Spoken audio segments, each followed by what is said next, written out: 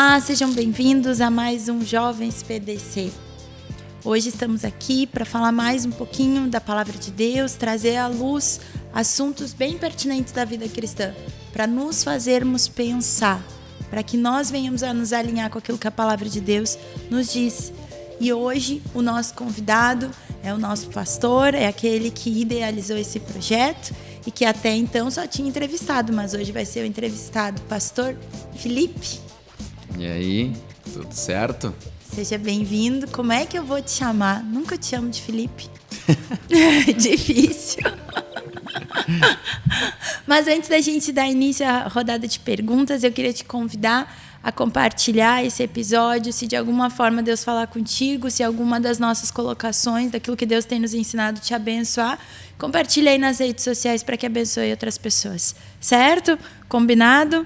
Então vamos lá. Pastor Felipe, antes de tudo, queria te perguntar uma pergunta que volta e meia a gente ouve no meio dos jovens, dos adolescentes. Como é que a gente faz para ter um encontro real, verdadeiro e pessoal com Deus? Hoje eu vou passar aqui pela sabatina, então, do Jovens PDC. Hoje não é você que entrevista, hoje você é o entrevistado. Então tá, pessoal, tudo certo, bom estar aqui mais uma vez, hoje do outro lado, né? Eu tô no mesmo lado da mesa, mas vai ser do outro lado agora como entrevistado. Bom, eu penso que para ter um encontro com Deus, em primeiro lugar, acho que a gente não pode criar um modelo, né? Um padrão. Acho que cada pessoa teve uma experiência com Deus. E se a gente for perguntar para cada pessoa como que foi e tal, a gente vai perceber isso. As histórias são diferentes, né? E talvez isso que tu falou agora é um estigma que a gente precisa quebrar. Porque volta e meia a gente vê que as pessoas nos perguntam coisas como se tivesse uma receita de bolo. Exato. E algumas coisas na vida cristã não é uma receita de bolo. Não é. E assim, eu estava vendo o pastor Douglas Gonçalves, ele falou uma coisa, que Deus ele é um Deus de processos. Ontem eu conversava inclusive com o Samuca, um abraço para o Samuca, e ele me perguntava algumas coisas bíblicas, assim, algumas coisas da Bíblia. Eu disse exatamente isso para ele. Se o Senhor desse o resultado direto para as pessoas, elas não entenderiam o porquê daquilo. Então, por exemplo, o Senhor podia dar a solução para determinados assuntos. Só que a solução te priva do processo. E quando você não passa pelo processo, a solução em si não faz sentido para ti. Então, é como se eu tivesse que ir embora para outro lugar e aí eu vou deixar meu filho sozinho, por exemplo, por algum tempo. Eu preciso ensinar ele como fazer as coisas. Não só dar as coisas para ele. Sim. Porque e se der algum problema, e se faltar alguma coisa, ele tem que saber como resolver aquilo, como chegar no mesmo resultado. Então, a gente não pode criar uma receita de bolo e dizer que Deus sempre se manifesta de determinadas formas. Inclusive, a Bíblia demonstra que o tempo todo nos encontros do Senhor com o homem, ele se encontrava de maneiras inusitadas, diferentes. Moisés vê uma sarça pegando fogo, né? Abraão, ele fala com Abraão, a gente não sabe, não tem ali especificada a forma, se foi um anjo que apareceu falando, se foi a voz, ele ouviu a voz e tal, não está bem especificado, né? Alguns pensam que foi de uma forma, outros pensam que foi de outra, mas não tem bem especificado. A gente vê nas curas também, o Senhor Jesus curava de maneiras diferentonas, né? Cada pessoa ele curava de uma maneira diferente. E eu entendo que é exatamente para a gente não se prender à fórmula. Se o Senhor Jesus curasse sempre do mesmo jeito, a gente achar que é a fórmula. É o método. Aí é a idolatria do método, que diz o pastor A. Bilber. A gente ia idolatrar o método e não depender de Deus. Então, ter um encontro com Deus, eu penso que pelo menos uma coisa comum a todas as pessoas, que é você precisa se abrir para Deus. Se abrir de verdade, não é só assim, uma coisa meio desconfiada, é se abrir de verdade para Deus. Ainda que a gente não conheça a Deus, ainda está começando a ter um contato com a Bíblia, um contato com a igreja, um contato com qualquer coisa que diz respeito ao reino de Deus, mas seja sincero. A primeira coisa é abra o seu coração para Deus, seja sincero, né? Diga, Senhor, se Tu existe, eu quero Te conhecer, faça a prova de Deus. As pessoas talvez, não sei se têm medo disso, ou acham que isso é errado, ou acham que isso não sei, mas assim, faça a prova do Senhor. o Senhor gosta disso, quando as pessoas dizem, Senhor, se tu é real, se revela para mim. Claro, não crie uma forma. Né? Não vai dizer que Deus vai se revelar para ti, não. Deus tem que fazer isso, aquilo outro. Em tanto tempo. Em tanto tempo. Não precisa fazer isso, mas diga, Senhor, se revela para mim. Se tu é real, Jesus, se tu é real, se tu está vivo, como esses pastores dizem, como os crentes dizem, se revela para mim. E Ele vai dar um jeito de se revelar para você. Então, sem sombra de dúvida, isso vai acontecer. Então, é importante só ter esse coração realmente aberto, né? Desejoso. Esse coração desejoso de conhecê-lo. Aí uma outra coisa é toda oportunidade que você tiver de estar perto de tudo que diz respeito a Deus, a sua palavra e ao reino, aproveite. Tem um retiro? Vá no retiro. Tem o culto? Vá no culto. Tem lá o grupo, os irmãos estão ensinando a palavra? Vai lá. Entende? Se abra para esses momentos. Para que quanto mais perto, quanto mais próximo desses ambientes, que tem essa questão do ambiente de glória, o ambiente da presença de Deus, nesse lugar o Senhor se revela, né? É um lugar onde a expectativa, as pessoas estão esperando isso, se prepararam para isso, estão orando por isso. Investiram nisso, né? Exato. Então ali a gente vê isso em Atos 2, a gente vê os discípulos orando, buscando a Deus até que fossem revestidos de poder. Então, eles continuaram, eles perseveraram. Atos 1,14 diz que eles perseveravam em oração. Sim. Com as mulheres, os discípulos, etc.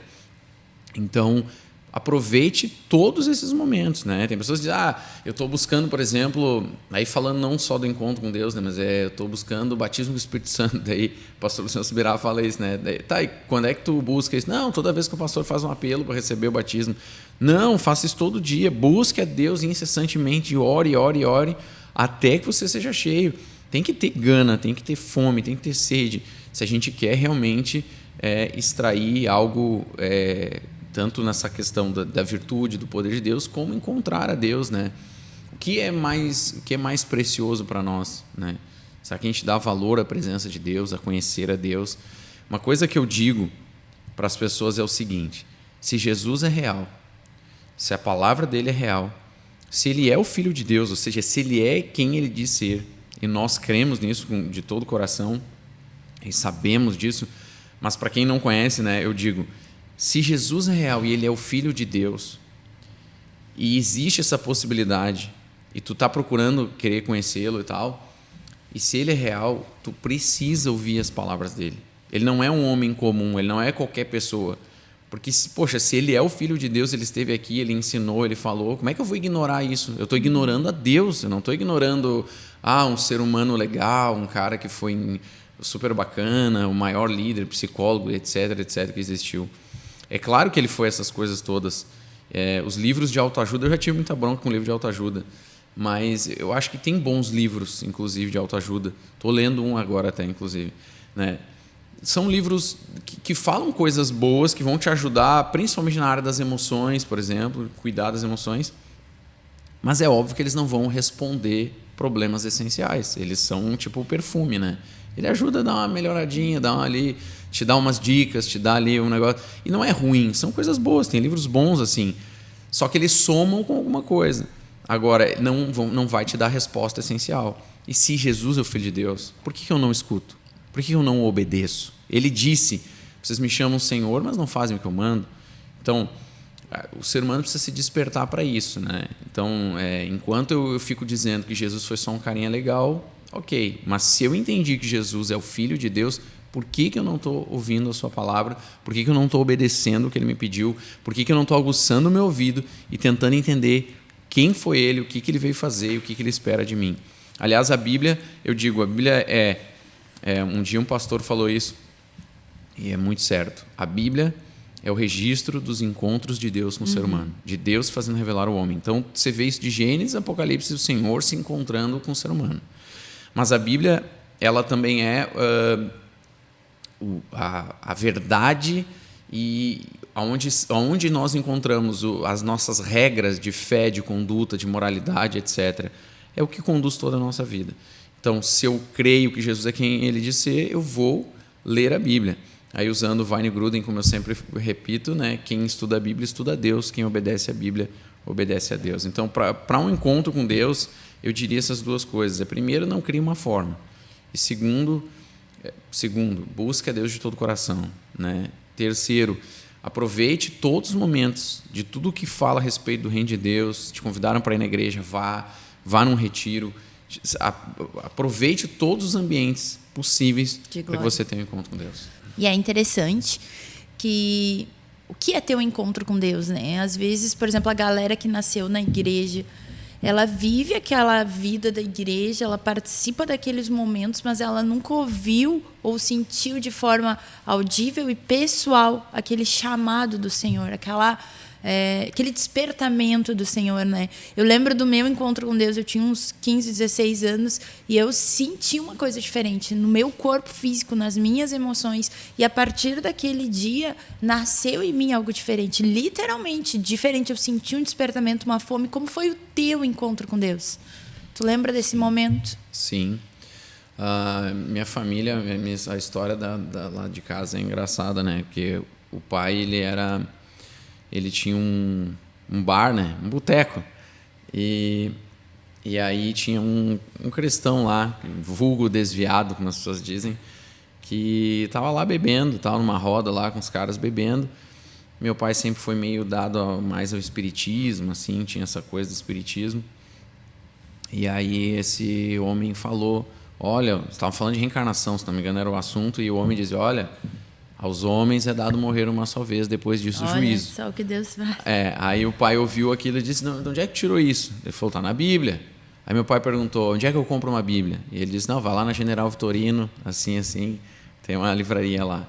E o pai foi, e daí quando ele está chegando na livraria, ele, além da Bíblia, ele viu na vitrine o livro do Billy Graham, Como Nascer de Novo. Então ele comprou uma Bíblia e comprou o livro do Billy Graham. E aí ele começou a ler e ficava assistindo, na época, dava os cultos do Jim Swaggart, né? E ele assistia o Jim Swaggart tomando vodka. Até que um dia Jesus tocou ele num desses momentos. E ele disse, isso aqui não é mais para mim. Parou, ele disse, a partir de hoje não vou beber mais, não vou fumar mais. E simplesmente não fumou mais, não bebeu mais. Depois encontrou algumas pessoas no trabalho, assim. Começou a trabalhar com algumas pessoas que eram cristãs, começaram a convidar ele para a igreja. Aí ele começou a se envolver mais com a igreja, etc. E assim Jesus entrou na minha família. Ali foi minha mãe, depois minhas tias e tal, que receberam Cristo através da vida do meu pai. É assim que começou. Então eu já nasci nesse lar, foi bem na época que eu nasci, então eu nasci nesse lar cristão. Comecei a frequentar a igreja já desde muito pequeno, com a mãe, mais com a mãe e tal, com meu pai, né, e tal. E aí, ali por 12 anos mais ou menos, aí a gente já estava no ministério, eu fui num retiro na chácara lá em Gravataí, pastor Isaías, e na época se ministrou uma palavra sobre Daniel, e eu me lembro até hoje daquela palavra. E naquele dia, o Senhor me tocou no culto lá, presença de Deus assim e tal, eu tinha 12 anos, mais ou menos 12 anos. E aí, naquele dia eu disse para o Senhor, Senhor, hoje eu vou te seguir, não por causa da minha mãe nem do meu pai, mas porque eu te conheci, eu sei que tu é real, tá me tocando e eu quero dar minha vida para ti, assim como Daniel, eu quero decidir firmemente seguir. Foi a primeira vez que eu caí tocado pelo poder de Deus, assim, debaixo da unção. Eu nem vi, quando eu percebi eu estava no chão já. E a partir eu me levantei diferente naquele dia. Aquele dia eu disse, minha vida é tua, é passagem só de ida, não tem mais volta. E desde então comecei realmente a ir na igreja, abrir a Bíblia, a buscar Deus, não por causa que a minha mãe me obrigava a ir ou deixava de fazer, independente do que ela iria fazer ou não, eu tinha tomado uma decisão, eu vou seguir Cristo, eu vou seguir Jesus. Então para mim foi assim que aconteceu. Eu me criei no ambiente de igreja, mas com 12 anos eu despertei, assim, eu disse, de alguma forma o Senhor me tocou naquele dia, com aquela palavra de Daniel, que decidiu firmemente e tal, e eu disse, eu vou fazer isso. Eu senti a presença de Deus, fui tocado por Deus e eu entreguei minha vida para Jesus ali, digo, a partir de hoje estou contigo, não abro. Sim. E foi assim. Sim. Mas agora, mudando um pouquinho de assunto, eu queria te perguntar a respeito da vida de santidade. A gente percebe, já ouvi você falando sobre isso, e a gente vê que essa cultura de santidade parece que ela foi se perdendo ao longo dos anos. Por N motivos. Talvez a gente não precise pontuá-los, mas ela foi se perdendo. Hoje em dia tu vê, por exemplo, os católicos carismáticos com um movimento de santidade no namoro muito legal. Se guardam, esperam, E talvez na cultura evangélica, alguns, claro, não generalizando, mas se perdeu isso. E eu ouvi uma vez uma menina me perguntando, até no último domingo, e eu achei interessante, ela me disse assim, se Deus perdoa o pecador, por que eu preciso viver em santidade? E aí eu queria te repassar a pergunta. Se Deus ama e perdoa o pecador, por que nós cristãos precisamos levar a sério a santidade? Sim, essa pergunta é importante. Na verdade, eu penso que o grande motivador, talvez tenham outras coisas, mas o grande motivador desse erro de pensamento a respeito da santidade é o nosso mau entendimento da graça. O pastor Luciano Subirá tem falado muito sobre isso, né? Com esse livro Graça Transformadora. Nós não entendemos a graça. Na verdade, nós não entendemos desde antes da lei, é o que ele ensina. A gente não entendeu o período anterior à lei, a gente não entendeu a lei e a gente não entendeu a graça. Tem gente que acha que a lei foi um erro de Deus. O pastor Luciano tem falado sobre isso, né? Que o Senhor errou quando tipo assim, tentei fazer algo e daí, não deu muito certo, então vamos mandar Jesus para consertar o erro, né? Como se Deus pudesse errar. Então, assim, já é de novo uma falta de compreensão de quem é Deus. Sim. Quem Ele é. Quando nós vamos estudar, quando você vai pensar, né? Não vou falar em estudar. Quando você vai pensar sobre os atributos de Deus, um deles, Deus é santo, né? Outro deles, Ele é imutável. Então, Deus não mudou, Ele não deixou de ser santo, Ele não diminuiu o padrão, né? Então, eu entendo que... Desculpa. Eu entendo que o grande problema é a falta de entendimento da graça, de tudo aquilo que o Senhor vem fazendo. Então, nós imaginamos que a lei era como se fosse uma prisão, as pessoas eram obrigadas a carregar aquele fardo pesado, era uma coisa difícil, era algo ruim, e aí vem a graça, e a graça nos liberta da lei, né? Essa é a visão errada. A graça não nos libertou da lei, a graça nos libertou do pecado, é diferente, né? O pastor Luciano fala disso também, e é com muita razão. A graça nos libertou do pecado, ela não nos libertou da lei. Aliás, quando a gente lê Romanos, que se a gente quiser entender um pouco melhor lei, graça e tudo mais, é Romanos. Eu estava ouvindo esses tempos o pastor Estevão Hernandes falando disso, e ele falou uma coisa interessante, né? Romanos é conhecido como o Evangelho segundo Paulo, né? É Paulo anunciando a mensagem do Evangelho. E alguns dizem que você tem que ler 30 vezes no mínimo Romanos para entender bem, né?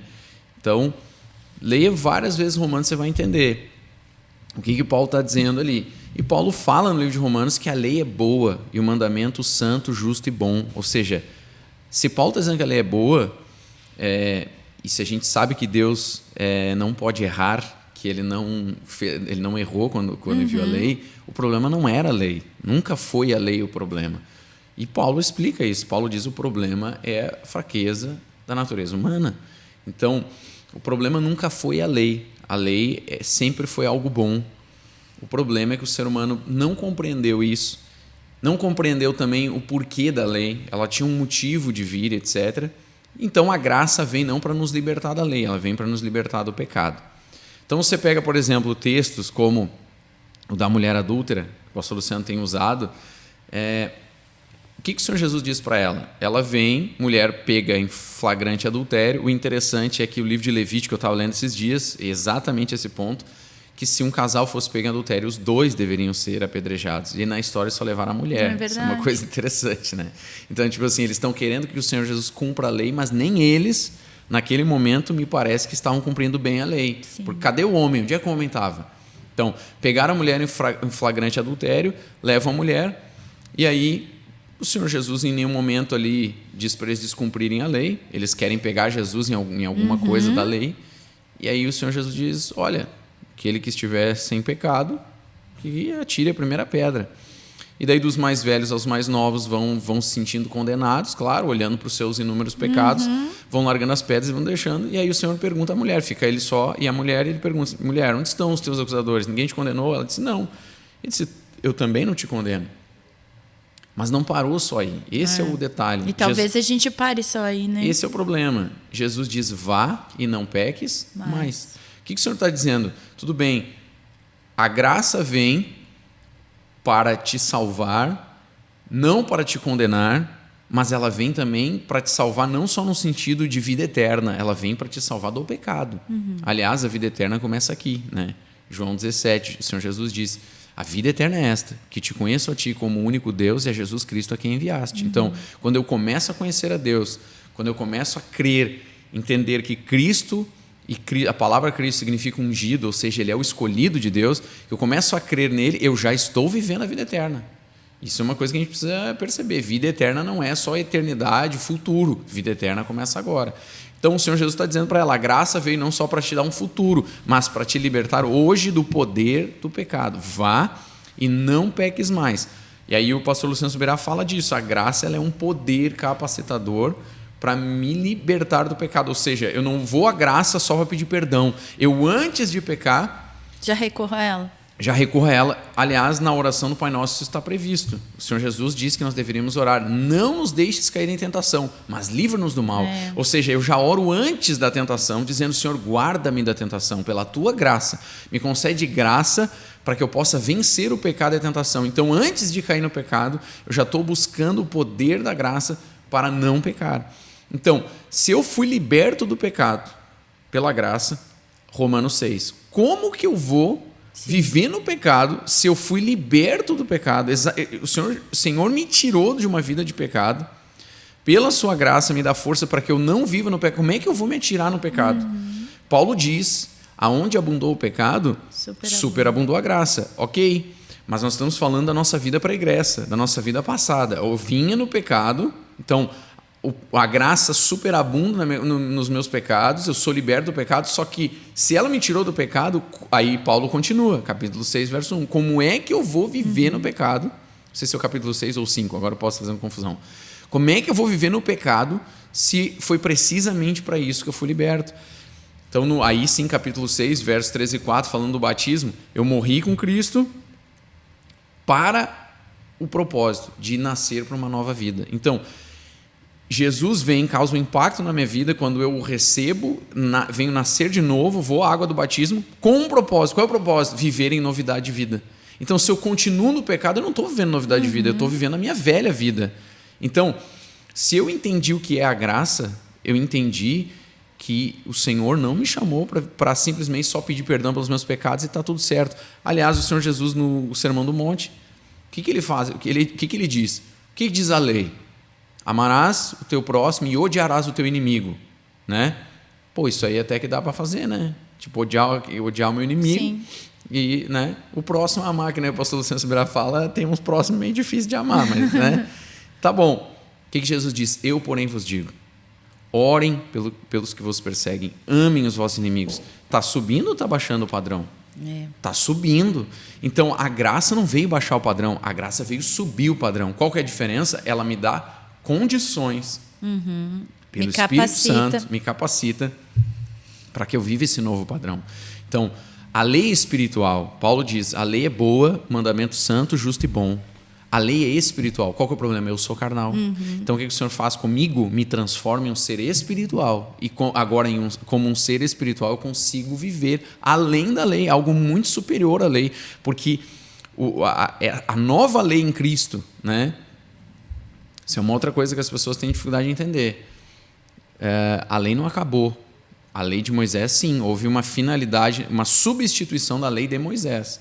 De Moisés é modo de dizer que a lei não é de Moisés, né? A lei é do Senhor, foi dada por Moisés, pelo ministério de anjos. Então, houve uma substituição. Hebreus 7,12 diz que, havendo mudança de sacerdócio, há necessariamente mudança de lei. Então, houve uma mudança de sacerdócio. O livro de Hebreus está explicando isso, que Jesus é agora o novo sumo sacerdote segundo a ordem de Melquisedeque. Então, inclusive, que na pessoa de Abraão, que ali estava a semente levítica, deu dízimo a Melquisedeque, ou seja, Levi, de certa forma, em Abraão ainda, né? No DNA de Abraão, ele está se sujeitando a quem é maior, Melquisedeque. Então, Cristo recebeu um sumo sacerdócio maior do que o levítico, é isso que ele está querendo dizer. que Jesus recebe um sacerdócio maior do que o levítico, que era o sacerdócio que ministrava na lei de Moisés. Então, aqui tem alguém maior do que Moisés, maior do que a lei, maior do que o sacerdote levítico. Então, o texto diz, houve mudança de sacerdócio, portanto, a mudança de lei. Não há aniquilação de lei, há mudança de lei. Paulo vai dizer por 2 vezes, eu não estou sem lei, eu estou debaixo da lei de Cristo. Então, houve uma mudança, por isso que Jesus está falando, ele está dizendo, a lei diz isso, eu, porém, vos digo. Por quê? Porque ele está redefinindo, ele está trazendo uma nova lei. Em outro momento ele diz, novo mandamento vos dou. Então, é isso que está acontecendo. Então, se a gente não entende que a graça veio para nos capacitar a vivermos um padrão de vida até antes inalcançável, a gente vai achar que graça é simplesmente misericórdia e perdão para pecado. Ela traz sim uma libertação e o perdão e a misericórdia de Deus. Mas se eu continuar vivendo a velha vida, nada mudou na minha vida. E não é esse o propósito da graça. O propósito da graça é me levar a viver em novidade de vida. Para mim, acho que esse é o grande problema. E talvez a gente esqueça, porque hoje em dia a galera é muito bombardeada, nós somos muito bombardeados com aquela cultura de que eu posso fazer o que eu quero, o que eu sinto, o que eu desejo, e a gente esquece que quando vem para Cristo, quem nos governa são os princípios do reino de Deus, e que tudo que eu semeio, de alguma forma, colherei. A lei da semeadura, né? E hoje em dia, até eu lembro de uma história que eu ouvi, eu não lembro se foi o pastor Paulo Figueiró ou o pastor Isaías que contou a respeito de algumas sementes que haviam sido lançadas lá na juventude, na adolescência, e que hoje eles percebiam essa diferença.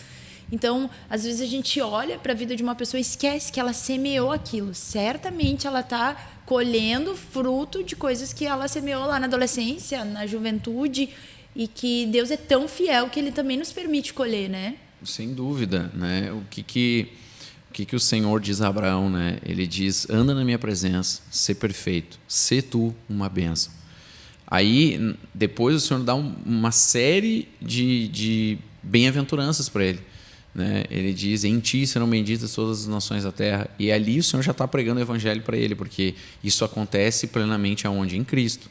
Então, mas o Senhor está dando promessas a Abraão. O Senhor está dizendo, eu vou te abençoar, eu vou te prosperar. Né? Quando tu vê, por exemplo, Josué capítulo 1, que é muito parecido com Salmos 1, parece uma passagem irmã, né? Uhum. É muito parecido mesmo o texto, o Bill fala isso, Bill Johnson, e é verdade. O que o Senhor está dizendo a Josué? Medita no livro da lei, dia e noite, para que sejas bem-sucedido em tudo o que fizeres. O que o Senhor está dizendo? Se tu meditar nesse livro, se tu guardar a minha palavra, eu vou fazer um caminho para ti. Eu vou te abençoar. Isso aqui é o conceito de sucesso de verdade, bíblico. O conceito de sucesso não é ser famoso, não é fazer dinheiro. O conceito de sucesso é medite na palavra de Deus, obedeça a Deus e o Senhor você vai ver debaixo do favor de Deus. Então, o que você fizer vai ser bem sucedido porque Deus é contigo. Isso é o conceito real, bíblico de sucesso. Ser bem sucedido em Deus. Então, a palavra de Deus o tempo todo, ela lança promessas. Isso é uma coisa interessante. O Senhor pede, façam prova de mim. O tempo todo a palavra de Deus nos ensina isso. O que diz em Hebreus, por exemplo, Hebreus 11? Sem fé é impossível agradar a Deus. É necessário que aquele que se aproxima dele creia que ele existe e que é galardoador daqueles que o buscam. O que é ser galardoador? Presenteador. Deus gosta de presentear aqueles que o amam, Deus gosta de abençoar aqueles que o amam. E isso você vê na Bíblia inteira, de Gênesis a Apocalipse, você vê isso acontecendo o tempo todo. E lembrar, né? A gente precisa lembrar que a colheita do pecado é a morte, né? Quem semeia pecado o salário do pecado é a morte. É morte espiritual, né? Não, às vezes a gente esquece isso e a gente precisa levar a sério, né? Talvez um dos caminhos para isso seja levar a sério mais o pecado, né? Dar nome para os nossos pecados, nós termos ciência daquilo que nos cerca, daquilo que é uma área de debilidade, é uma área de pecado em nossas vidas e dar nome para isso e tratar com isso, né?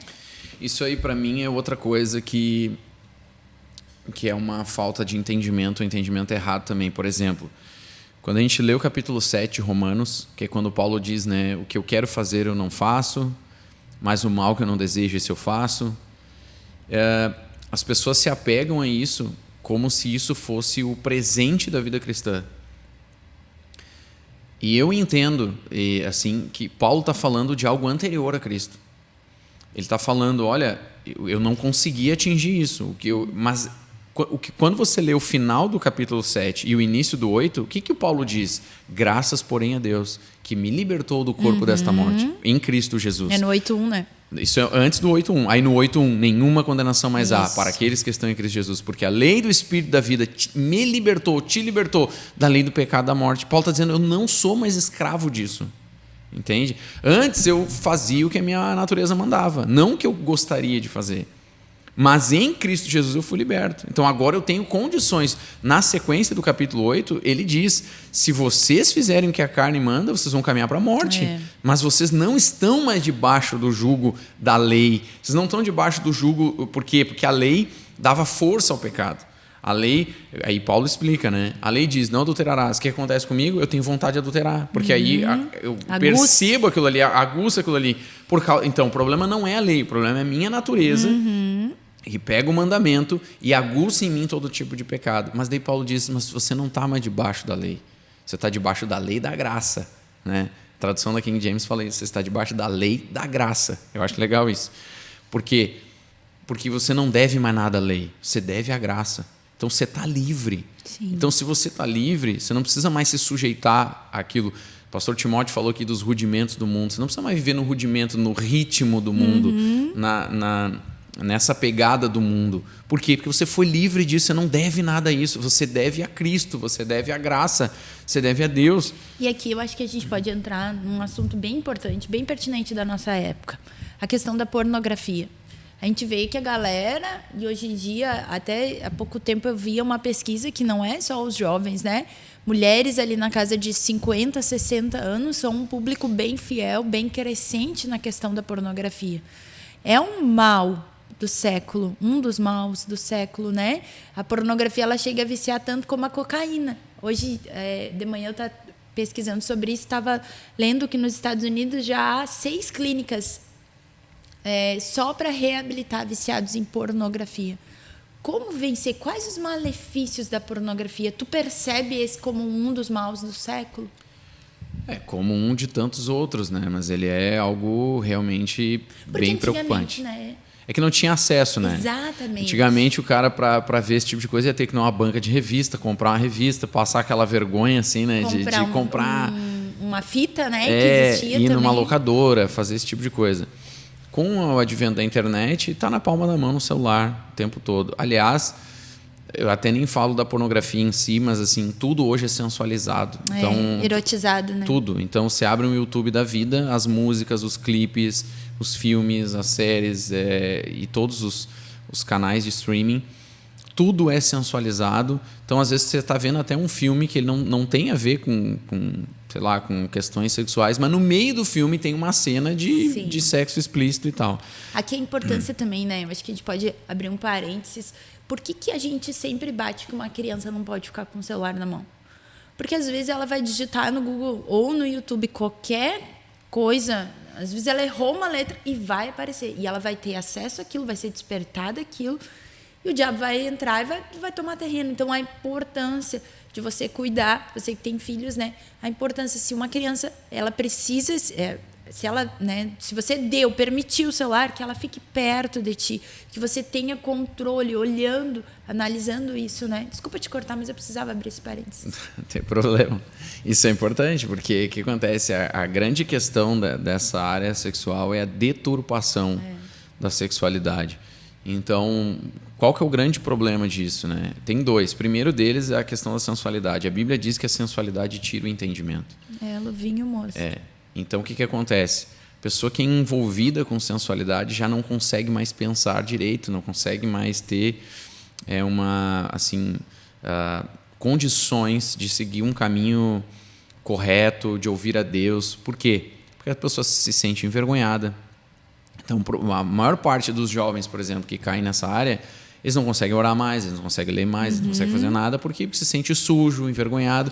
E esse é o papel disso, é isso que o diabo quer fazer com isso. E tu sabe que, até na questão fisiológica, eu conversava com a Karen, com a psicóloga, uma das psicólogas aqui da igreja, e ela falava um negócio que me chamou a atenção. Ela falou que a pornografia, ela ativa... eu não me lembro como é que é o nome da célula, enfim, lá no cérebro. E essa célula era responsável pela queima de um neurônio. Então, cientificamente se explica por que também que ela tira o nosso entendimento. Porque quando você acessa a pornografia, você está queimando neurônios, literalmente. Por isso também que você fica sem entendimento, para te ver como a ciência comprova o que a Bíblia fala, Sim, né? Sem dúvida. E tem um estudo, eu acho que é de uma professora, é antigo o estudo, é de uma professora, não sei se é da URGS ou da PUC, aqui de Porto Alegre, que fala exatamente que os problemas causados pela pornografia no cérebro são piores do que o vício da cocaína. Imagino. Então, fez um estudo e tal, então ela fala sobre isso. Então, tira o entendimento, né? A sensualidade te envolve e você daí fica como que preso num lugar onde você não consegue mais chegar perto de Deus. Esse é um dos objetivos. Outro, deturpa a sexualidade. Então, por exemplo, um jovem que é envolvido com pornografia, quando ele for casar, ele não vai conseguir ser plenamente satisfeito na área sexual, ele vai ser infeliz, ele vai fazer a esposa infeliz, ou o vice-versa, né? O contrário também, né? Tem muita mulher hoje que tem problema com pornografia, isso tem sido comprovado por alguns estudos, né? E o que acontece? Isso faz com que a área sexual seja deturpada, as pessoas veem essa área como simplesmente uma questão de se satisfazer e de formas erradas, porque inclusive a pornografia vai mostrar um monte de coisa, né? Ali deturpa completamente, relacionamentos, né? Completamente avessos e contrários àquilo que é a vontade de Deus. Então, isso vai fazer com que a pessoa se sinta suja e deturpada, né? Então, tipo, uma das coisas que eu falo pro jovem, se tu fica o dia inteiro pensando em sexo, olhando, por exemplo, para uma mulher como um objeto sexual, então fica o tempo todo olhando, secando, como a gente diz, né? E tal... o que acontece, né? Um cara desse não vai conseguir avançar em nada na vida porque ele perde capacidades. Então, em vez de ele estar usando o cérebro dele, por exemplo, para estudar, para aprender, para crescer, para se desenvolver, ele não consegue parar de pensar nisso. Ele fica só pensando nisso, entende? Então, ele se torna uma pessoa medíocre, no sentido de alguém com habilidades pequenas. Ele não avança. Ele fica apequenado, não consegue avançar. Isso é uma coisa natural, estou falando, não estou nem entrando na questão espiritual. Espiritualmente falando, então, há essa deturpação, então vai ter problemas na família, no casamento, um monte de coisa, e aí entra a questão espiritual, né? Porque o que acontece? No atendimento com as pessoas, na vida da igreja, junto com os demais pastores, o que a gente descobre e percebe? Que existem ações demoníacas na área sexual.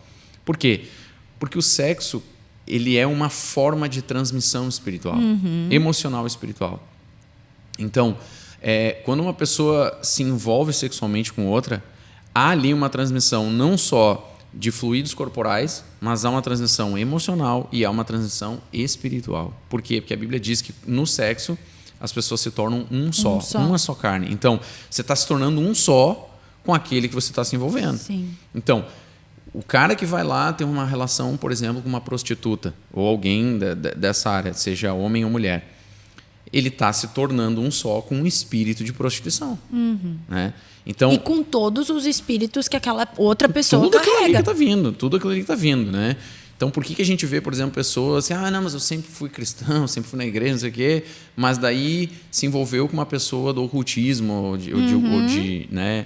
de feitiçaria, esse tipo de coisa.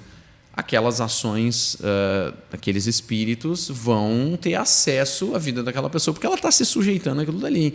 Então, a gente está falando aqui de algo, são várias camadas. Você tem problemas espirituais, sérios, graves. Você tem problemas emocionais que vão acontecer, porque você se envolve a uma... Não pensa que não vai ter uma ação emocional. Vai ter.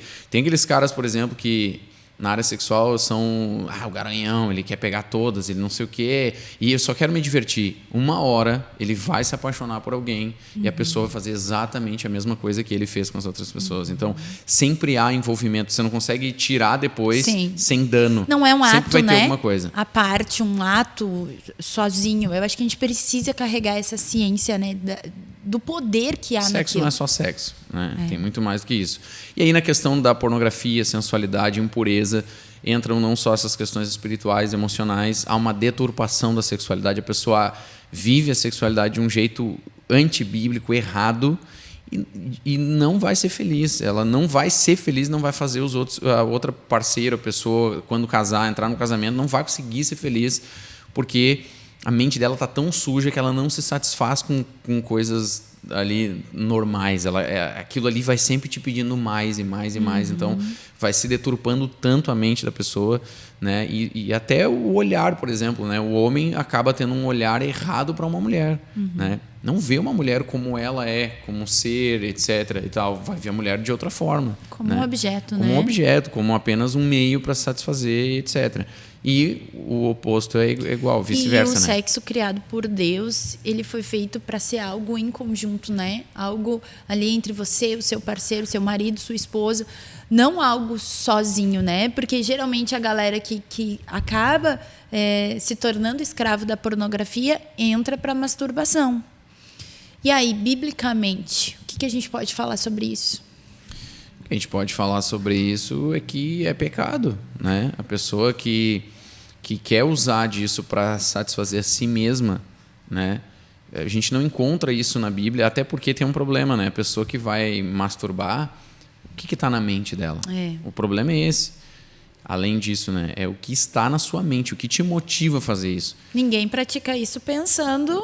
Está pensando besteira, entende? Exato. Então, o que acontece? O problema é a nossa mentalidade. Então, há nessa área da pornografia, sexualidade, impureza, a mente da pessoa está sobrecarregada com pecado, com tudo aquilo que desagrada a Deus. Deus é santo, ele diz, sede santos porque eu sou santo. Essa é a vontade de Deus, a santificação. E há uma forma santa de viver isso, a forma criada por Deus. Foi Deus quem criou o sexo, não foi o diabo, né? Né? Tem um pastor que fala isso, né? Deus criou o homem, daí diz assim, agora vem cá, capeta, não quero nem ver. Agora, é claro que não, foi Deus que criou isso, né? Então há prazer nisso, foi Deus que criou, tem uma forma correta de se viver isso. E isso é bom diante de Deus, quando é feito do jeito certo. E existe um jeito que a pessoa faz isso no casamento e consegue dobrar o joelho logo depois e orar em paz, com consciência tranquila, ela não se sente culpada. Coisa boa é poder viver isso. E não viver as coisas de formas erradas. Mas daí a gente quer eliminar etapas, a gente quer viver o que o mundo vive, a gente acha que as coisas que o mundo oferece são boas. E eu digo de novo, o mundo não tem nada, absolutamente nada para oferecer. Tudo que o mundo oferece é mentira, né? Em Deus a gente vai viver teoricamente as mesmas coisas que as pessoas do mundo, só que não, né? No sentido a gente vai viver muito melhor no tempo certo. Sim. No mundo se queimam etapas e se vivem as coisas de forma deturpada. O resultado é sofrimento, é dor, né?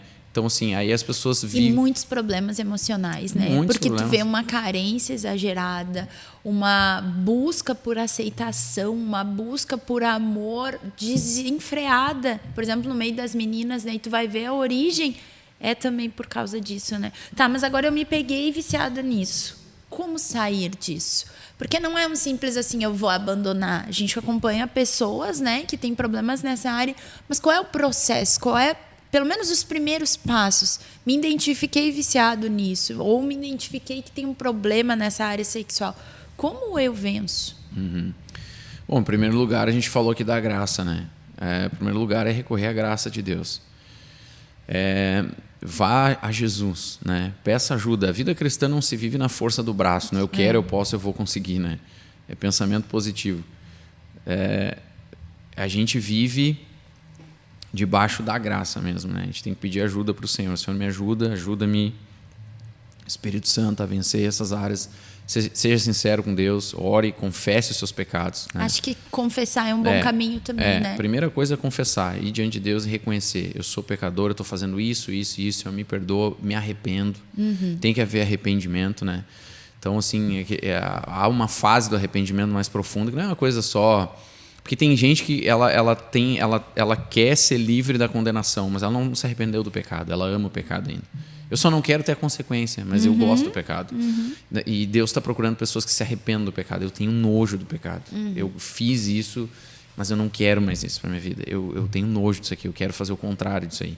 Então, vá diante de Deus e peça perdão, se arrependa e peça ajuda. Primeiro passo. Depois, tem coisas que você vai ter que começar a fazer.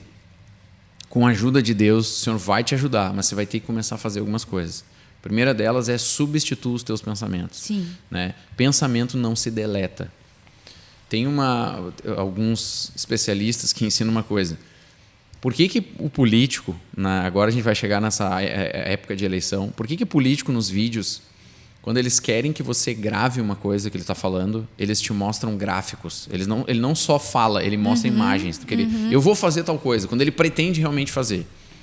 Porque você está ouvindo a voz dele e você está vendo, e você grava mais isso.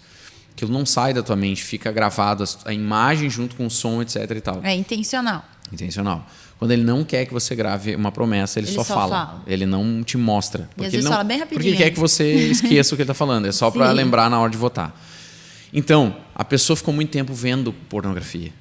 Aquilo ali não vai sumir da cabeça dela simplesmente num piscar de olhos. Isso é bem importante falar, né? Não é algo que vai acontecer milagrosamente, que você vai pegar nojo por aquilo e nunca mais você vai ser tentado naquela área. Não, né? Porque eu percebo isso nos jovens. Eles querem muita ação milagrosa de Deus e esquecem que muita coisa é um processo. A gente vai voltar ao início, né? Deus é um Deus de processo. Ele não vai te dar nada pronto. Por quê? Porque se ele te der pronto, tu não vai voltar aquilo ali. Tu não vai conseguir entender o porquê daquilo ali e viver o processo. A tua mente não vai ser renovada milagrosamente. Precisa de uma ação. Então, assim, substituir pensamento. Pensamento não se deleta, pensamento se substitui. Você tem que colocar alguma coisa no lugar daquele pensamento. Então, você vai começar a viver um processo assim. Levanta de manhã, aí vem uma bobagem na tua mente. Substitui, coloca outra coisa. Então, música, louvor, né? Palavra... um bom livro. Não estou falando só de coisas cristãs, né? Um bom livro, às vezes o livro nem é cristão, mas ele é bom. Você está aprendendo coisas boas. Um bom livro, né? Se envolva com virtudes, né? Quem gosta lá de fazer alguma coisa manual, por exemplo, e tá com tempo livre, aí vem, vou pro computador, não sei o quê. Não, vai fazer outra coisa. Porque entendeu? o ócio talvez seja um gatilho, né? Tem o ditado aquele que se diz, né? Que mente vazia é oficina do diabo.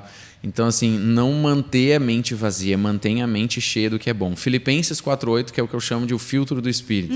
Finalmente, irmãos, tudo que é verdadeiro, tudo que é respeitável, tudo que é justo, tudo que é puro, tudo que é amável, tudo que é de boa fama, se alguma virtude há, se algum louvor existe, seja isso que ocupe o vosso pensamento. Que também aprendestes e recebestes e ouvistes e viste em mim, isso praticai, e o Deus da paz será convosco. Paulo está falando isso. Então, tem duas coisas. Primeiro, o que você vai ver? Você tem que passar pelo filtro. É verdadeiro? Não, eu estou vendo um filme de ficção. Tudo bem, mas ele é respeitável? Ele tem que continuar no filtro. Então, é verdadeiro, é respeitável, né? É algo bom. Então, assim, se essas coisas... Se o que você vê, o que você assiste... não se enquadra no filtro, substitua, não veja mais. Tem um detalhe. Quem foi envolvido com pornografia... tem gatilhos que te levam à pornografia. Então, você está vendo um filme, o filme não tem nada assim, aparentemente de pornografia, mas tem uma cena sexualizada. E aí aquilo ali te dá aquele apetite de novo. Então, você tem que parar de ver esse tipo de coisa. E aí, eu acho que a gente tem que ser drástico. Não é assim, mas eu vou dar uma olhadinha, tem gente na sala me acompanhando, mas aquilo alimentou aquele pensamento que depois você vai ficar sozinho. Claro. Então, tem coisas, e eu acho que é o Paulo que fala, né, que a gente tem que fugir da imoralidade. Sim. Literalmente. É a área que Paulo fala para Timóteo, né? Foge das paixões da mocidade. Foge, não. É uma área que a gente não bate no peito, eu vou vencer, Exatamente. eu não vou cair. Isso não existe. Não existe o Superman, né? A criptonita do Superman, né? É essa aí, é a sensualidade, a impureza, o pecado. Porque a gente precisa resistir ao diabo, né? Não é essas Tem que resistir ao diabo, exato. Não sexuais, sujeitos, né? A Deus, a gente resiste ao diabo. E ele fugirá de nós. Agora, a gente precisa fugir. O resto a gente tem que fugir. Então, tem que haver uma substituição de pensamento. Se a pessoa não substituir, né? Aí tem a terceira coisa. Qual que é a terceira coisa? Se cair. Fiz tudo que tu falou, orei, me arrependi, pedi perdão, pedi ajuda. Tentei fugir. Substituí meus pensamentos, mas consegui vencer uma semana, na segunda eu caí. Aí, o que você faz? Vai de novo a Jesus. Não foge de Deus. Fiquei envergonhado, tô sujo, tô isso, tô aquilo, não vou diante de Deus. Vem cá. Deus chamou, o que o Senhor Jesus disse? Eu não vim chamar justos, e sim pecadores ao arrependimento. Se ele chamou pecadores, e ele sabe que os pecadores às vezes vão cair, vão errar, porque a palavra também diz aquele que não tem pecado, e diz que não tem pecado, mente. Então, se Deus sabe que às vezes a gente pode cair, a gente vai eventualmente cair, e ele mesmo assim nos chamou, poxa, ou Deus é masoquista, ou Deus errou. E a gente sabe que nenhuma coisa nem outra, é impossível que Deus erre. E é claro que Deus não é masoquista, ele é bom e tudo que ele faz é bom. Então, não precisa ficar envergonhado diante de Deus. E quando você cair, a primeira coisa que você tem que fazer é corra para Jesus. Sim. Vá correndo a Jesus. Te dobra o teu joelho, chore diante de Deus, peça perdão, mas volte a Jesus. É a primeira coisa que você tem que fazer, porque é exatamente isso que o diabo quer, que você se sinta envergonhado e se afaste de Deus. Aí pronto, aí ele tem o caminho livre. Adão e Eva lá no jardim, né? Se continuar. esconderam. Exato. Então, assim, não. Então, em primeiro lugar, se arrependa, vá a Deus. Segundo lugar, substitua os pensamentos, mas eventualmente, se cair, volte a Deus. Você vai perceber uma coisa. No começo, você vence uma semana e pode cair. Depois você consegue ficar 2 semanas. Sim. Depois você fica um mês. Processo, né? Depois você fica 3 meses. Daqui a pouco você fica 1 ano e nem percebeu Sim. que não caiu mais naquilo ali. Desculpa. Então, assim, é um processo. É importante que as pessoas não corram de Deus, mas vão a Deus, porque ali é que está a solução. Nessa área, talvez, identificar, pensar friamente os gatilhos também, né? Aquilo que tu falou. Sim. É importante. Sem Se dúvida. é a internet que me faz pecar, por que eu não desligo o Wi-Fi de noite? Por que eu não deixo o celular... Se é de noite lá o meu maior problema, por que eu não deixo o celular na sala? Então, a gente precisa identificar e intencionalmente trabalhar também em prol disso, né? Sem dúvida, é importante, né? Porque às vezes o gatilho é uma série, às vezes é o celular, às vezes é companhia de pessoas que te tentam, que falam coisas, né? Hoje em dia, por exemplo, esses grupos de WhatsApp, a gente sabe de muita coisa, que rola muita coisa, que sai muita coisa. Então, se isso te faz pecar, larga fora. Sim. Eu sempre gostei muito de filme, uma coisa que eu sempre gostei. O problema dos filmes é que eu percebo 2 caminhos que tu tem que escolher. Um deles é o filme que tu vai ver ou vai ter cena de sexo ou vai ter cena de violência. No meu caso, que eu gostava de ver filmes assim, história de guerra, etc. E aí o que eu comecei a perceber? É muita violência, cara, nos filmes. Então, assim, eu tentava fugir da questão de sexo, mas daí tinha muita violência. Às vezes os filmes eram muito violentos, assim, e tal. E aquilo ali começou a me incomodar. Então, infelizmente, eu acabei meio que parando de ver filme. Eu quase não vejo. Não é que eu não vejo. De vez em quando até vejo um filme que outro. Mas, assim, bem menos do que eu via, né? E séries, etc. Porque eu percebi, assim, olha, isso aqui não está me edificando, não está me ajudando em nada, né? Tá, pelo contrário, ali me enchendo de... Eu não quero encher minha cabeça de cena de violência. Eu quero encher minha cabeça do que é bom. Até porque todo mundo dá o que tem. Né? E Jesus disse, né? Se os teus olhos forem bons, todo o teu corpo vai ser bom. O que eu tenho colocado diante dos meus olhos? Exato, né? E a gente tem que entender o que eu tenho falado nos últimos tempos, tem sido essa a minha palavra, é que a nossa vida ela é uma construção, ela é um processo, né? E esta construção depende do fundamento, da base. Qual é o fundamento que eu estou colocando? Então, em primeiro lugar, eu preciso dar atenção ao fundamento. Que fundamento que eu estou colocando na minha vida? E depois, toda a minha vida vai se basear no fundamento. Então, eu vou construir a partir do fundamento. Um exemplo prático se Jesus é o meu fundamento, eu vou enxergar a vida pelas lentes do Evangelho. Então, toda a minha vida, seja, sei lá, se eu for votar, o candidato que eu vou votar, né? Eu não estou defendendo um candidato específico, mas o candidato que eu votar, eu tenho que pensar.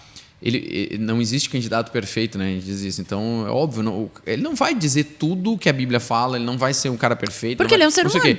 Mas quem é o candidato que mais se alinha à minha visão de mundo em Cristo Jesus? Isso é uma coisa, eu estou falando de política. Aí tem todas as outras, né? Então, tipo assim, minha família, como é que eu vou conduzir a minha família? Eu vou conduzir minha família de acordo com os rudimentos do mundo, como o mundo faz, de acordo com o politicamente correto, ou eu vou seguir de acordo com o fundamento que eu coloquei, que é Cristo Jesus? Então, A minha vida é uma construção e ela depende do fundamento. Porque o fundamento, a pedra fundamental é que baseia toda a construção da minha vida. Então, é importante que os jovens, as pessoas, elas deem atenção ao fundamento. Qual é o fundamento da tua vida? Né? Eu não vivo mais. A partir do momento que Jesus se tornou meu Senhor, olha a palavra Senhor. O que significa Senhor? Quando o texto bíblico falava de Senhor, ele lembrava do dono de escravos. Então, Paulo diz, por exemplo, ali em Romanos, ele diz que agora, feitos servos de Deus, tendes o vosso fruto para a santificação. O que ele está dizendo? Eu sou escravo de Deus agora. Eu não sou dono de mim mesmo. Eu pertenço a Jesus. Eu fui comprado. Pedro diz, vocês foram comprados não por prata nem ouro, por coisas fúteis, né? Por coisas, vocês foram comprados pelo precioso sangue do Cordeiro. Então, eu não sou dono de mim mesmo. Eu pertenço a Jesus. Ele é meu Senhor. Então, eu não faço o que eu quero. Eu não faço o que eu desejo. Eu vou para a palavra e digo, Senhor, o que o Senhor quer? O que o Senhor deseja de mim? Como posso ser agradável a Ti? Como devo conduzir a minha vida? É isso que as pessoas não entenderam. Elas querem extrair da Bíblia só o que elas gostam, né? O Bill fala uma coisa que eu gosto muito: a Bíblia tem que rosnar para você, né? É tipo um leão rosnando, né, para você, assim, puxando para cima. É tipo assim, ela não tem que dizer o que você gosta, ela tem que te confrontar, tem que fazer isso. Se ela não fizer isso, você está lendo errado a Bíblia, né? Então as pessoas escolhem texto, né? E de novo a gente volta para aquela questão da falta de entendimento, né? Não, Deus é amor, Deus é compaixão, Deus é misericórdia. Ele é isso aí. Mas ele também é fogo consumidor. Sim. Consideremos, pois, a bondade e a severidade de Deus, Paulo diz. Então, nós precisamos entender que Deus, ele não é uma coisa em detrimento de outra. Ele é bom, mas porque ele é bom, ele corrige. Porque ele é bom, existe o inferno. Isso é uma coisa que as pessoas não entendem. Né? Tipo, como que Deus é bom, existe o inferno? Exatamente porque existe o inferno que Deus é bom. Porque Deus vai julgar toda a injustiça. Isso demonstra a bondade. A pessoa boa e justa, ela vai julgar a injustiça. Ela não aceita a injustiça. Então, porque Deus é bom, existe inferno. Se não existisse inferno, o inferno, de certa forma, demonstra a bondade de Deus. Sim. Então, é louco dizer isso. E a fidelidade, né? Porque ele é tão fiel que ele nos permite colher o que a gente planta. Então, assim, de novo, a nossa vida é construída a partir de um bom fundamento. Falando de fundamentos, eu acho que a gente pode entrar na última questão, porque o tempo já está estourado, mas a gente percebe que a inconstância também é um mal do nosso século, né? A gente, por exemplo, falando na questão espiritual, né? A gente percebe pessoas que às vezes elas estão lá no monte e outras vezes elas estão no vale. A inconstância, ela é muito presente. Como vencer a inconstância? E em tudo, né, amor? Não é só na questão espiritual, né? Por exemplo, a gente percebe jovens que eles não conseguem, por exemplo, no emprego, permanecer. Entrou no emprego, era tudo que eu pedia a Deus, era tudo que eu queria. Uma semana depois pergunto como é que está o emprego. Larguei fora, não era isso que eu queria. Qual é o caminho para vencer a inconstância? Como se tornar constante em todas as áreas da vida? Sim. Eu acho assim, em primeiro lugar, eu ouvi o pastor Theo falar uma coisa que é muito verdade. Ele disse que você não está aqui para ser feliz. Você está aqui para cumprir o propósito de Deus. Quando a gente entende isso, muda as coisas. Eu não estou aqui para ser feliz, para buscar felicidade. Um cristão, eu estou falando de um cristão. O cristão entendeu... Só um parênteses. Cuide o evangelho que você está ouvindo. A importância de nós estudarmos as Escrituras, porque existem movimentos que dizem que nós estamos aqui para sermos felizes, que Deus nos promete isso, que Deus nos promete aquilo, que Deus nos promete aquilo outro, teologias até, né? Então, cuide o que você está ouvindo. Eu entendo que a felicidade vai vir dentro do propósito, né? Então, o que acontece?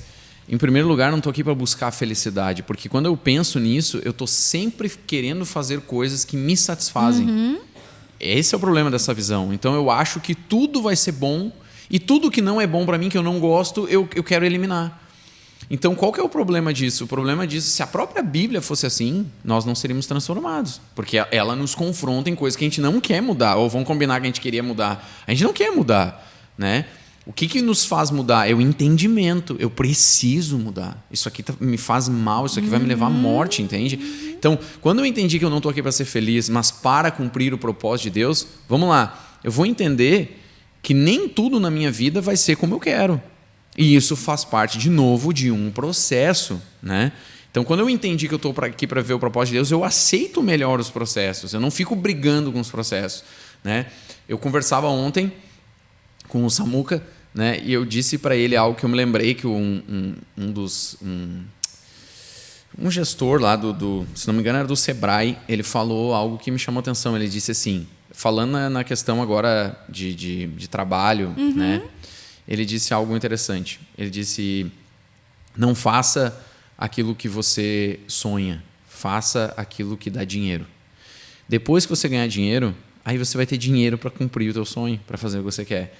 Em outras palavras, o que ele está dizendo? Não fica correndo só atrás do teu... vou fazer o que me faz feliz, né? Tá, mas o que te faz feliz às vezes não te dá dinheiro, não paga a conta, não resolve os problemas da tua vida. E isso vai te fazer infeliz. Sim. Né? Tipo assim, eu tô fazendo o que me faz feliz, mas não ganho um centavo por isso, tô com um problema em casa, aí vai dar problema no casamento. Teu futuro, né? Teu futuro, não sei o quê. Então não vai te fazer feliz igual. Então, assim, o que ele tá querendo dizer? Você vai ter que aceitar coisas que não é o que tu quer fazer agora, mas que lá na frente vão te levar a poder cumprir coisas que você gosta. Então, quando eu entendo que eu não estou aqui para ser feliz, mas para cumprir um propósito, eu aceito melhor os processos. Então, o jovem não vai poder chegar na empresa, por exemplo, e que cargo tu quer? Não, se eu pudesse ser o vice-chefe, né, o dono da empresa. O CEO. Não, cara, tu vai ter que começar lá de baixo, no chão da fábrica, e entender que tu vai ter que construir um caminho que vai levar anos. E que vai ter dias que você vai ouvir coisas que você quer, não gostaria de ouvir. E que é necessário, porque se eu só ouvir... Vamos lá, quem é meu amigo? O cara que só diz o que eu gosto, o cara que só aplaude as coisas que eu faço, esse cara não é meu amigo. O meu amigo é o cara que me diz a verdade. Né? Tem jeito de falar, é óbvio, não vai ser mal educado com a pessoa. Mas o meu amigo é aquele que me diz a verdade. Olha, tu tá errado nisso aqui, eu acho. Olha, biblicamente, tu tá fazendo isso aqui, acho que vai errar. Esse cara é teu amigo. Porque isso se mostra alguém que se importa com você. Se eu não falo nada para ninguém, eu não tô nem aí pra pessoa. Né? É problema dele, vai se quebrar. Faz o que quiser, vai se quebrar. Quando eu sento com alguém, eu tiro esse tempo para olhar no olho e dizer, cara, acho que tu vai errar assim, assim, assim. Poxa, cara, isso demonstra amor. Eu me importo contigo, eu não quero te ver errar. Eu estou vendo que tu está indo para um caminho errado. Eu já estou prevendo lá na frente pelas tuas ações e a experiência que eu tenho de vida com outras pessoas mais velhas que eu, com mais experiência, me mostram que tu vai cometer um erro. Então eu sento para corrigir, puxa, isso demonstra amor, né? Então eu preciso ouvir esse feedback. No meu trabalho, seja humilde, escute isso, aprenda com os mais velhos, aprenda com pessoas que já estão passando o processo e entenda que o processo é necessário para que quando você chegar naquele lugar que você sonha, que você quer, que você almeja, que você está trabalhando para isso, você tenha bagagem suficiente para poder viver isso. Um exemplo, um jovem entra numa empresa, ele passa lá de baixo, vai subindo anos, leva 10 anos, 15 anos, 20 anos. 20 anos depois, ele agora é o CEO da empresa. O que acontece? Ele conhece todos os processos da empresa. Ninguém passa ele para trás. Ele sabe o que acontece no chão, desde o chão da fábrica até os executivos da empresa. Ele vai poder otimizar cada processo, porque otimizar ele passou... tudo, resolver tudo. Por quê? Porque ele passou pelo processo. Ele está bem preparado para aquilo. Então, talvez um dos males para isso seja a pressa. Nós somos muito apressados. Nós queremos ter tudo hoje, ontem, se possível. O pastor Lucinho fala que a gente é a geração nesse miojo, né? É verdade. A geração 3 minutos. A gente quer assim, pum, coloca ali e deu, tá pronto. E isso... sabe, não perdura, não forma caráter, não resolve nada. Trazendo para a vida cristã, talvez seja um ponto, né? Eu conversava com uma menina também no domingo, na verdade uma senhora, e ela me dizia, né? Eu quero porque eu quero ter experiências com Deus, e falava de experiências sobrenaturais. E aí eu comecei a fazê-la pensar nesse sentido, né? Pô, tu te batizou faz 1 ano. Calma, tem processos, tem coisas que precisam de uma estrutura, precisam ser passadas, ser entendidas para que você chegue nisso. De algumas pessoas Deus trabalha diferente, que as coisas acontecem mais rápido, mas também a busca, enfim. Mas nessa questão da vida espiritual também tem processo. Eu preciso semear, né, para poder viver. E um dos motivos da inconstância também pode ser a pressa, né? Eu orei hoje, eu busquei hoje, eu não alcancei. Aí eu desanimo. E aí eu tô lá no vale. Sim. Aí eu preciso me levantar, me reerguer. Também tem essa visão romântica, né, da vida. A gente romantiza a vida cristã e a vida em geral. A vida, Eu estou lendo o livro lá do Jordan Peterson ainda, é enorme, né? Eu vou demorar para ler porque eu vou lendo um pouquinho aqui, um pouquinho ali. E ele fala muito sobre isso, né? A vida é feita de caos e ordem. Então, daqui a pouco entra o caos e as coisas viram uma bagunça na vida. Isso é a vida, faz parte da vida. Inclusive, ele cita algo interessante, que no início, no Gênesis, Deus cria a ordem do caos. No princípio, ali, a terra era sem forma e vazia. Ele cita. Né? Então, há um caos ali e Deus, pela palavra, coloca ordem no caos. Então, a própria palavra, o Logos, entra para pôr ordem no caos. E Jesus é o Logos, é a palavra. Ele entra para pôr ordem no nosso caos. Então, só que a vida, ela não é toda certinha. As coisas não vão acontecer exatamente. A gente romantiza. De novo, uma receita de bolo. A gente romantiza isso. Não, você vai ter dias ruins. A Bíblia fala isso. Nós viveremos dias maus porque serão muitos. Então, tem muitos dias para viver e alguns dias serão maus. Paulo fala, por exemplo, da gente usar a armadura para resistir no dia mau. O que ele está dizendo? Existirão dias maus. Então, não é se ele virar. Não, vai ter. Então, assim, a gente não pode romantizar. Tem dias que eu vou acordar triste, desanimado, cansado. Tem dias que eu não vou conseguir ler direito, que eu não vou conseguir orar direito. Sim, entende? A questão é, o que tu vai fazer depois disso? Você vai desistir? Como eu vou superar esses dias? O que eu tenho aprendido na questão da constância é viva o próximo dia. Entendeu? O que Paulo diz, esquecendo das coisas que ficaram para trás, avanço para as que estão diante de mim. Então, hoje não foi tão legal, eu não consegui ler, não consegui orar. Primeiro, Deus não está triste contigo. É aquela coisa que a gente acha assim, que é meritocracia, né? No reino de Deus, não é meritocracia. Inclusive, os valores do reino são invertidos. O maior é o menor, o maior é quem serve, né? Quem perde é quem ganha, a canção do Morada, né? Quem chora é quem ri. Então, assim, o último é o primeiro. No reino é tudo invertido, então não se preocupe, tipo assim, não, eu tenho essa semana fazendo lá o devocional diário, não sei o quê, daí eu não consegui, aí você tá lá no vale, não precisa, Deus não tá triste contigo por causa disso, né? Ele continua te amando, não há nada que você faça que Deus vá te amar mais ou te amar menos, Ele continua te amando da mesma forma. Agora, eu quero amar a Deus, eu quero agradar a Deus. Conhecê-lo. Aí, claro, então assim, se eu não conseguir, viva o próximo dia. Sim. Vá diante de Deus, Senhor. Ontem não foi tão legal, eu não consegui fazer, mas Senhor. Hoje eu me reergo. Mas hoje eu estou aqui de novo, Senhor. Eu sei que tu está comigo, eu sei que o Senhor nunca me abandonou, sei que o Senhor não está triste comigo, sabe? Não fique se culpando, né? Teve um dia, corrida, acordou atrasado, saiu correndo, não consigo orar, não consigo ler, não consigo... Vai falando com Deus. Está no ônibus, está no carro. Vai orando, vai falando com Deus. Senhor, acordei atrasado, hoje eu não consegui, mas o Senhor está aqui comigo, eu sei que o Senhor está aqui. Vamos junto nesse dia, fala comigo, nessa correria toda, fala comigo, aquieta a minha alma. Por mais que eu esteja correndo no dia, faça com que a minha alma esteja quietinha em Ti, que eu consiga Te ouvir, ter paz, desfrutar da Tua presença. Sabe, é isso que Deus espera de nós, não é... Deus ele não está com uma chibata na mão, né, batendo nos filhos e nos escravizando. Isso é visão de escravo. Né? E a Bíblia diz, eu não recebi espírito de escravidão, mas sim de adoção, baseado no qual clamamos, Abba, Pai, Papai. Então, a gente não é mais escravo, a gente é filho. Então, assim, não romantizar, não achar que todos os dias vão ser bons. Não, vão ter dias difíceis, vão ter dias que a gente falha. Tem dias que a gente falha, né?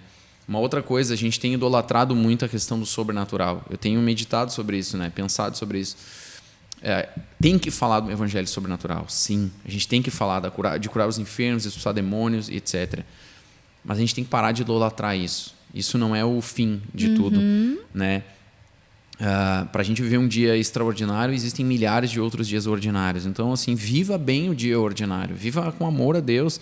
Deus, sendo guiado. O maior a gente já recebeu, que é o amor de Cristo. É o amor de Deus em nós. Então, você já tem tudo o que você precisa. Inclusive, Paulo fala isso em Tito, né? Para a vida.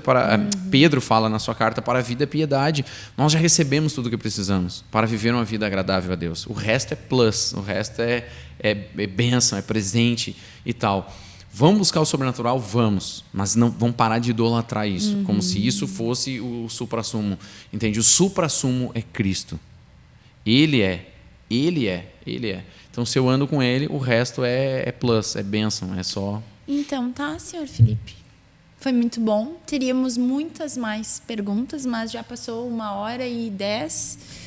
E depois o nosso pastor puxa a nossa orelha, né? Porque ele falou que tem que ter 1 hora, não pode passar de 1 hora. O pessoal vai ouvindo aos poucos, não precisa ouvir tudo de uma vez só. Claro, mas foi muito bom. Acho que a gente liberou através de ti, muitas chaves. E é só um convite para tudo aquilo que a gente vive na vida da igreja, né? Ande junto com pessoas que te edificam, venha para a comunhão, ande perto, para que nós juntos venhamos a crescer nessa vida constante de conhecer o Senhor. No próximo episódio, ele vai estar desse lado da cadeira, conduzindo, mas foi muito bom te ter aqui conosco até esse momento. Que o Senhor venha falar mais contigo. E lembre-se de compartilhar nas tuas redes aí, tanto no Spotify como no YouTube, para que mais pessoas sejam alcançadas. Até mais. Quer deixar aí um... Não, é isso aí, a âncora do programa tá fazendo bem. Mas na verdade eu vou ficar no mesmo lado da cadeira que eu tava aqui. Ele é metódico, ele pega sempre o mesmo. Mas de verdade, foi muito bom, foi muito legal e que o Senhor possa te abençoar. Amém? Eu nunca sei finalizar. É isso aí. Até mais. Até mais.